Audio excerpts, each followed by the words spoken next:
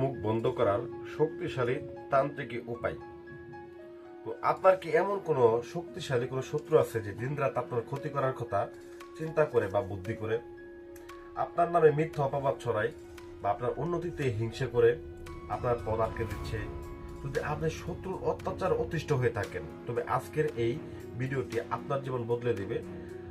আজ আমি আমার প্রাচীন তাত্ত্বিক কিতাব থেকে একটি অত্যন্ত শক্তিশালী নকশা এঁকে দেখাবো, যা সঠিক নিয়মে ব্যবহার করলে আপনার শত্রু আপনার নাম শুনলে ভয় পাবে এবং আপনার দিকে মুখ ফিরে তাকাবেও না, আপনার থেকে একদম মুখ ফিরায় নেবে। স্ক্রিনে যে নকশাটা দেখছেন ভালো করে লক্ষ্য করেন, এই সেই নকশা।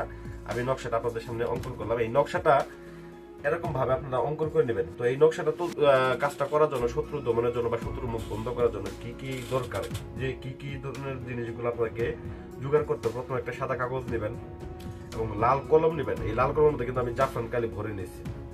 তো এখান থেকে জাফরান কালি ভরে নিয়েছি এবং সামান্য পরিমাণে আতর নেবেন। এটার ভিতরে সামান্য পরিমাণে আতর আমি লাগাই নিয়েছি অলরেডি। তো আতর লাগাই নেবেন। নেওয়ার পরে কি করবেন, লক্ষ্য করবেন যে এখানে নিয়ম আছে, কারণ নিয়ম যদি মানেন দেখবেন 100% আপনি ফলাফল পাবেন। তো দেখুন স্ক্রিনে যেভাবে নকশাটা আমি আঁকছি ঠিক এরকম ভাবে আপনারা আঁকবেন। স্ক্রিনে যেরকম ভাবে দেওয়া আছে ঠিক একই রকম ভাবে, এখানে কোনো প্রকার আপনারা পরিবর্তন আনবেন না। তো এখানে নারীর ক্ষেত্রে হলে এই পাশে নাম লিখে দিবেন, আর পুরুষের ক্ষেত্রে হলে এই পাশে নাম লিখে দিবেন, ব্যাস। তো এটা সাবধানে লাগবেন যাতে করে ভুল না হয়। নকশাটা আঁকা হয়ে গেলে এর নিচে শত্রুর নাম ভালো করে কিন্তু লিখে দিতে হবে, মনে রাখবেন। এখন শুনুন আসল বিষয়। এই নকশাটি তৈরি করার পর এর উপর সামান্য আতর মেখে দেওয়ার পর কাগজটি ভাঁজ করে নেবেন। এমন ভাবে ভাঁজ করবেন যে এটা যাতে ছোট হয়ে যায়, একটা তাবিজের মধ্যে ঢুকানো যায়।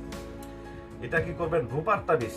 তো এটা আমি মূলত দেখা গেছে সামান্য একটা আপনাকে দেখানোর জন্য একটা তাবিজ দিয়েছি।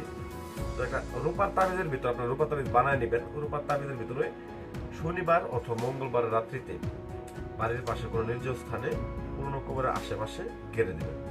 মনে রাখবেন, গেড়ে দেওয়ার সময় আপনার মনে মনে শত্রুর অনিষ্ট থেকে বাঁচার জন্য প্রার্থনা করবেন এবং শত্রুর কি কি চান আপনি সেটা আপনি মনে মনে ভাববেন।